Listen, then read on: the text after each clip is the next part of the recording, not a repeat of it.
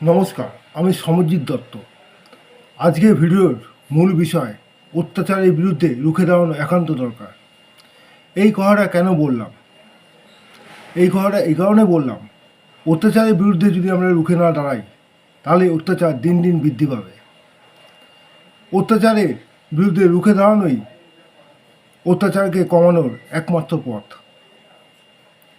আমরা কি করি? অন্যায় অত্যাচার হলে বা অন্যায় অত্যাচার দেখলে চুপ করে থাকে, বিশেষ করে যদি অন্যের উপর হয় বা অপরের উপর হয়। এই যে জিনিসটা আমরা করি, অন্যের উপর বা অপরের উপর অত্যাচার হলে চুপ করে থাকি, এইটা আমাদের মারাত্মক ভুল। কারণ আজকে অন্যের উপর অত্যাচার হচ্ছে, কালকে যে আপনার উপর আমার উপর হবে না তার কে গ্যারান্টি দিতে পারে?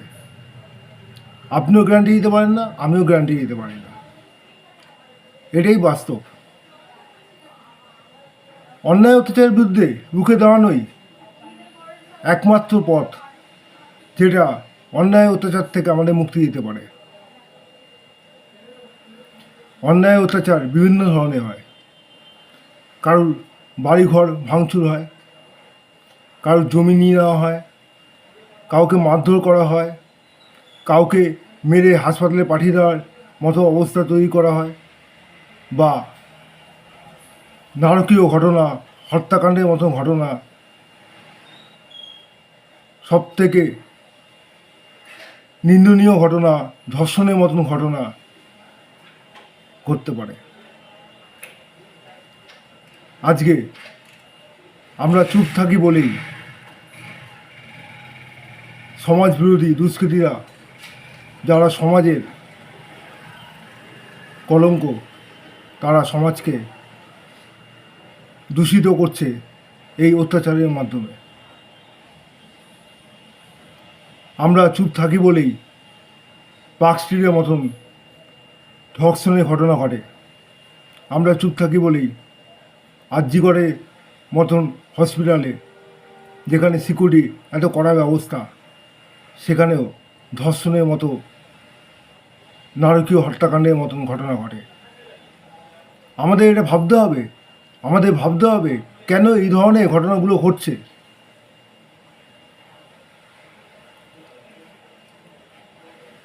আজকে আরজিকর হসপিটালে এত সুরক্ষার মধ্যে থাকা সত্ত্বেও, যেখানে পুলিশ পোস্টিং 24 ঘন্টা থাকে, সেখানেও ধর্ষণ হয়েছে, হত্যাকাণ্ড হয়েছে। এই ধর্ষণ এবং হত্যাকাণ্ডের তীব্র প্রতিবাদ জানাচ্ছে এই ভিডিওর মাধ্যমে। তার সাথে যেসব নরপিশাচরা এই হত্যাকাণ্ড এবং ধর্ষণ নিয়ে ঘটনা ঘটিছে, তাদের কঠোর শাস্তির দাবি জানাচ্ছি এই ভিডিওর মাধ্যমে। আমরা চুপ থাকি বলেই এসব নরপিশাচরা নারকীয় ঘটনা ঘটাতে পারে। আপনারা ভাবুন তো, যদি আমরা চুপ না থাকতাম, যখন পার্কস্ট্রিটের মতন জায়গায় ধর্ষণের ঘটনা ঘটে এক ভদ্রমহিলার উপর, তখন থেকে আমরা প্রতিবাদ তীব্রভাবে করতে পারতাম, তাহলে কি ধর্ষকদের সাহস হতো যে আরজিকরের মতন হসপিটালে এরকম ধর্ষণ এবং হত্যাকাণ্ডের মতো নারকীয় ঘটনা ঘটানো? আমরা চুপ থাকি বলেই তাদের সাহস বৃদ্ধি পেয়েছে। সাহস বৃদ্ধি পেয়েছে এই কারণেই যে আমরা যা ইচ্ছা তাই করব, ধর্ষণ করব, হত্যা করব, আমাদের দিকে কেউ আঙুল তুলবে না, আমাদের দিকে কোনো প্রতিবাদের ঝড় ধেয়ে আসবে না। এটা তারা বুঝে গেছে বলেই এইসব নরপিশাচরা এরকম নারকীয় ঘটনা ঘটাতে পারছে। আপনি বলুন তো, বা আমি বলি, আমাদের ঘরে মা বোনরা কি সত্যি সুরক্ষিত আছে? আরজিকর হসপিটালের মতন এটি সুরক্ষিত জায়গায় যদি একজন মহিলা ধর্ষিতা হতে পারেন, তার নারকীয়ভাবে খুন হতে পারে বা হত্যা হতে পারে, তাহলে রাস্তাঘাটে রাতে অনেক সময় আমাদের মা বোনদের বেড়াতে হয়, ঘরের মেয়েদের বেড়াতে হয়, তারা কি সুরক্ষিত?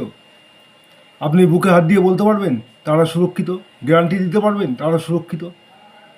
আপনিও গ্যারান্টি দিতে পারবেন না, আমিও গ্যারান্টি দিতে পারবো না, এটাই বাস্তব। কিন্তু আমরা সব জেনেও চুপ থাকি, প্রতিবাদ করি না, প্রতিবাদে ঝড় তুলি না, কারণ অপরের উপর হচ্ছে আমার কি দরকার? আজকে অপরের উপর হচ্ছে, অপরের মেয়ে ধর্ষিতা হচ্ছে, অপরের মেয়ের হত্যা হচ্ছে, আজকে আমরা চুপ আছি। কালকে যে আমাদের পরিবারের উপর কোনো রকম আক্রমণ নেমে আসবে না, আমাদের ঘরের মহিলার সাথে কোনো রকম অত্যাচার হবে না, আমরা কি গ্যারান্টি দিতে পারি? কোনো সময় গ্যারান্টি দিতে পারি না। আমি তো গ্যারান্টি দিতেই পারি না, কারণ এই কথাটা বললাম যে গ্যারান্টি দেওয়া সম্ভব না এখনকার যা বর্তমান পরিস্থিতি চলছে। কেন? আমরা তো যখন আমাদের ঘরের মহিলারা রাত্রিবেলা বাইরে বেরাবে কোনো কাজকর্মের জন্য বা দোকান পাশারের জন্য, তাদের পিছন পিছন আমরা যেতে পারবো না? তাদের গিয়ে সিকিউরিটি দিতে পারবো না? তাদের কি সুরক্ষা দেওয়া সম্ভব তাদের পিছন পিছন গিয়ে? আপনিও দিতে পারবেন না, আমিও দিতে পারবো না, দেওয়া কোনো মতেই সম্ভব না। কিন্তু এই জিনিসটাই আমরা বুঝি না। এই রকম অত্যাচার অন্যায়কে আটকানোর জন্য একটাই পথ, প্রতিবাদে ঝড় তোলা, প্রতিবাদকে তীব্র থেকে তীব্র আকারে নিয়ে যাওয়া, যাতে অত্যাচারীরা বুঝতে পারে যে আমরা যদি কোনো রকম অত্যাচার করি তাহলে আমাদের দিকে প্রতিবাদে ঝড় ধেয়ে আসবে, আমরা কোনো মতেই বাঁচব না, আমাদের শাস্তি হবেই। এই ভয়টা যখন এই অত্যাচারীদের মনে ঢুকবে তখন দেখবেন অত্যাচার অনেক কমে গেছে। আমি ভিডিওতে বক বক করে যাব, আপনারা শুনবেন, বলবেন যে জ্ঞান দেয়, কিন্তু এটা জ্ঞানের কথা না। আপনারা ভাবুন, ভাবার সময় এসছে। আজকে আজিকর হসপিটালের মতন একটি সুরক্ষিত জায়গায় একটি মেয়ে যদি ধর্ষিতা হতে পারে, আপনার আমার ঘরের মেয়েরা কিন্তু কোনো মতেই সুরক্ষিত না। তাদের দিকে যে কোনো দিন কোনো রকম অত্যাচার নেমে আসবে না আমরা জানি না, আমরা গ্যারান্টি দিতে পারবো না, কোনো মতেই দেওয়া সম্ভব না। কেন? এখন বর্তমান পরিস্থিতিটা এরকম যাচ্ছে। এর জন্যই আপনাকেও ভাবতে হবে, আমাকেও ভাবতে হবে, অত্যাচারের বিরুদ্ধে রুখে দাঁড়াতে হবে। অত্যাচারের বিরুদ্ধে যদি আমরা রুখে না দাঁড়াই তাহলে আমাদের যে নেক্সট জেনারেশন, পরবর্তী প্রজন্ম অন্ধকারে চলে যাবে, তাদের ভবিষ্যৎ অন্ধকারে চলে যাবে। এটাই বাস্তব, এটাই বাস্তব, চলে যাবে। কেন? আমরা যদি তাদের সুরক্ষিত করে না রেখে রাখতে পারি তাহলে তারা কীভাবে সুরক্ষিত থাকবে? তাহলে তাদের পক্ষে সুরক্ষিত থাকা কোনো মতেই সম্ভব না। আমাদের নিজেদের কথা ভেবে, পরিবারের কথা ভেবে আমাদের অন্যায় অত্যাচারের বিরুদ্ধে রুখে দাঁড়াতে হবে, কাঁধে কাঁধ মিলিয়ে অন্যায় অত্যাচারের বিরুদ্ধে প্রতিবাদ করতে হবে। অন্যায় অত্যাচার দেখলে আমাদের তার বিরুদ্ধে প্রতিবাদও করতে হবে, রুখেও দাঁড়াতে হবে এবং তার দরকার হলে প্রতিরোধও করতে হবে।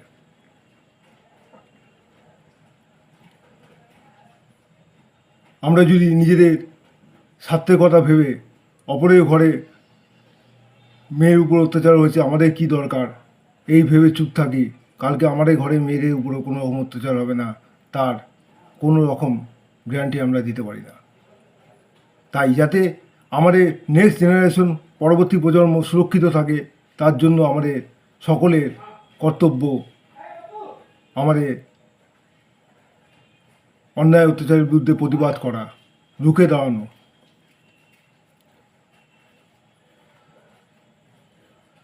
অন্যায় অত্যাচার যারা করে তাদের পিছনে প্রভাবশালী হাত থাকে, এটা স্বাভাবিক, নাহলে অন্যায় অত্যাচার করার মতন তারা সাহস পায় না।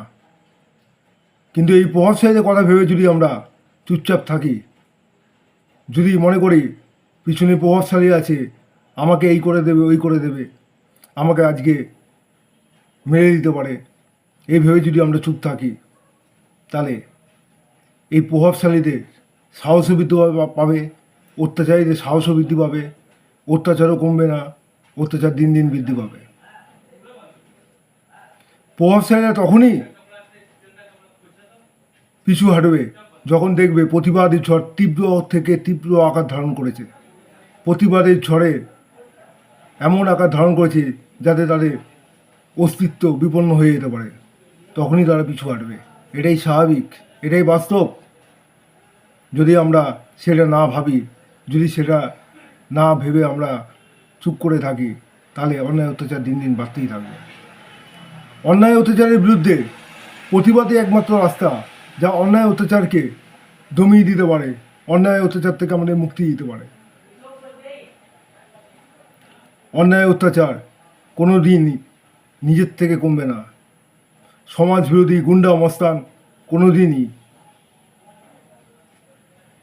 নিজে থেকে চুপচাপ হয়ে যাবে না, গুন্ডামি ছেড়ে দেবে না, সমাজ বিরোধী অত্যাচার করা বন্ধ করবে না। তাদের করাতে হবে, তাদের বিরুদ্ধে রুখে দাঁড়াতে হবে, প্রতিবাদ করতে হবে। অন্যায়ের বিরুদ্ধে তীব্র থেকে তীব্র আকার ধারণ করতে হবে প্রতিবাদের ভাষাকে।